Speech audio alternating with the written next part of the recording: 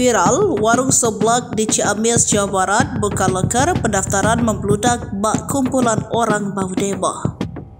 Sebuah warung seblak yang membuka lowongan kerja yang daftar seperti orang mau demo. Saking banyak yang melamar sehingga antrean yang pelamar kerja di warung ini sampai di ujung jalan.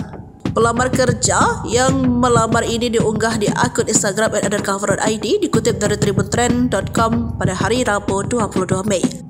Dalam video berdurasi 29 detik, awalnya memperlihatkan sekelompok anak muda yang bergerombol di sebuah jalan yang kanan kirinya adalah tangga.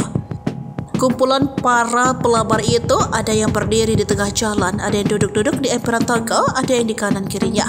Namun saat kamera merekam lebih jauh, jumlah gadis muda yang bergerombol di jalan tersebut semakin lama semakin banyak. Momen pelamar kerja yang mengular ini diduga terjadi di warung seblak yang ada di Ciamis, Jawa Barat. Bahkan yang lebih mengejutkan lagi, gadis-gadis pelamar kerja ini juga tampak duduk-duduk di dalam warung seblak.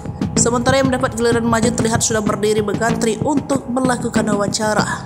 Ada pemandangan juga beberapa pelamar kerja baru menulis surat lamaran ketika berada di lokasi. Siapa sangka tak sedikit pula laki-laki yang ikut mengadu nasib.